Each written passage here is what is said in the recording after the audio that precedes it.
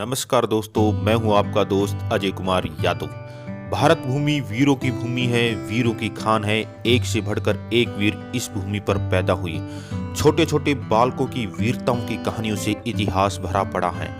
हमने पढ़ा है कि महाराजा दुष्यंत और महारानी शकुंतला का पुत्र भरत जब 7 वर्ष की उम्र में था तो शेरों के दांत गिना करता था। कई बार ये सोचकर हैरानी होती है कि ऐसा कैसे हो सकता है, लेकिन आधुनिक इतिहास में भी इसके लिखित प्रमाण मिलते हैं। आज मैं आपको सुनाने जा रहा हूं 12 वर्ष के बालक पृथ्वी सिंह की वीरता की कहानी।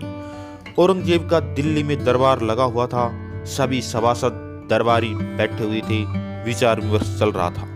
तभी शिकारियों के एक समूह ने औरंगजेब के दरबार में प्रवेश किया। शिकारियों का एक समूह एक पिंजरे में एक विशालकाय शेर को पकड़कर लाया था। शेर देखने में बड़ा विशाल और भयानक था। उसके बड़े बड़े बाल उसे शाही लुक प्रदान कर रहे थे। सबने देखा और शेर की प्रशंसा की। औरंगजेब ने भी ये कहा कि ऐसा शेर मैंने अपने जीवन में कभी नहीं देखा है। कितना विचित्र और खूंखार प्राणी है। शेर की धाड़ सुनकर कायरों के कलेजे बैठे जा रहे थे। सबके मुंह से बस शेर की प्रशंसा ही सुनी जा रही थी। इसी समय जोधपुर का एक सरदार महाराजा यशवंत सिंह बैठा चुपचाप सुन रहा था। उसके मुंह से एक भी शब्द नहीं निकल रहा था। तब औरंगजेब ने कहा कि यशवंत सिंह, क्या तुम्हें शेर अच्छा नहीं लगा?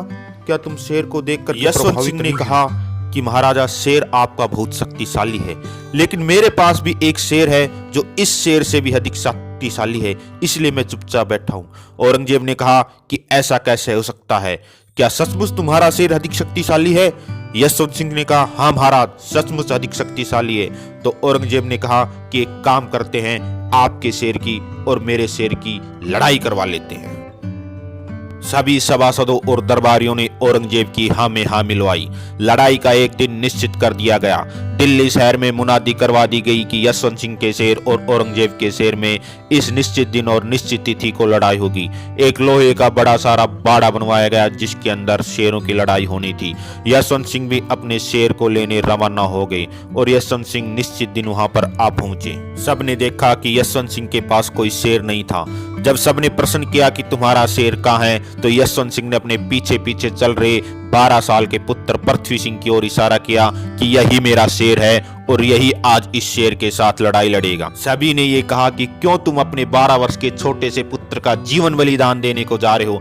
अब भी समय है, बादशाह से इस चीज की माफी मांग लो, आपकी जान बख्श दी जाएगी। लेकिन यशवंत सिंह नहीं माने। उसे अपने पुत्र की वीरता पर पूरा भरोसा था। पृथ्वी सिंह ने तलवार लेकर बाड़े में प्रवेश किया तो यशवंत सिंह ने कहा कि बेटा, शेर नियत्था है, ये अधर्म युद्ध होगा, तलवार को यहीं पे रख दो।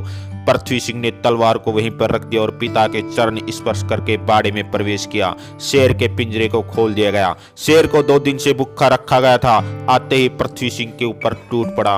कोई 1 घड़ी तक पृथ्वी सिंह और शेर के बीच मल्ल युद्ध चलता रहा। आखिरकार पृथ्वी सिंह ने शेर का जबड़ा पकड़कर शेर को बीचों बीच से चीर दिया और शेर को एक जबड़े को पृथ्वी सिंह ने औरंगजेब की सभा की तरफ फेंक। राजपूत सरदारों का हृदय बलियों उछने लगा।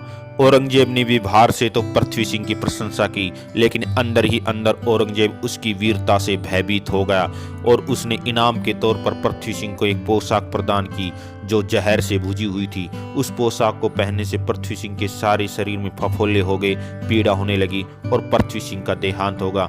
ऐसे वीर बहादुर बालक को नमन, जिसने मात्र 12 वर्ष की अवस्था में अपने पिता की आज्ञा का पालन करते हुए एक विशालकाय शेर को निहत्थे ही भरे दरबार में मार दिया था।